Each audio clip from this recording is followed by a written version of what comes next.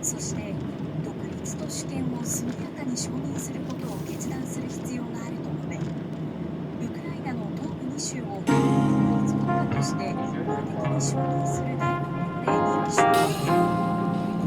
平和維持を名目にロシア軍の現地への派遣を指示しました。ウクライナ東部のドネツク州とルハンスク州は一部でロシアと国境を接し、歴史的に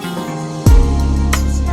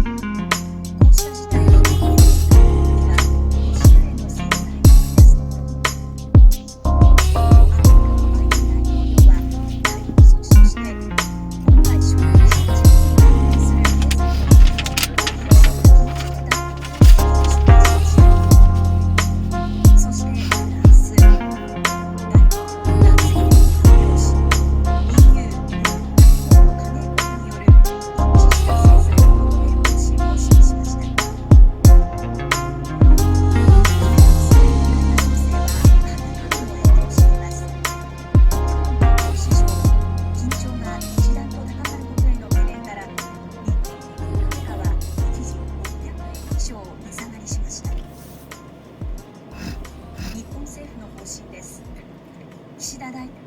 田総理大臣は、ロシアがウクライナに侵攻した場合についても G7 をはじめとする国際社会と連携しながら対応する考えを示しました。主権、そして領土の一体性、侵害することで認めることはできません。強く非難をいたします。そこが加え制裁を強い対応について調整をまた外務省は今朝新たに海外安全情報を出しました。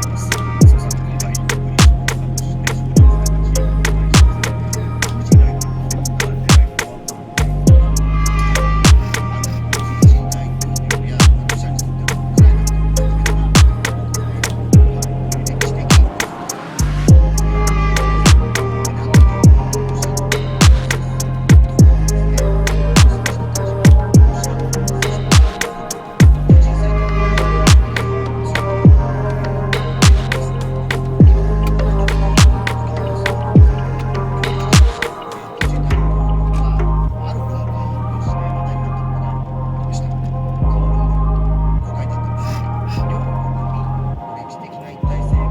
する日本人に直ちに安全な方法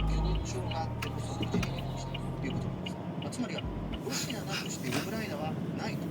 受け取れる一方的な主張なんですね。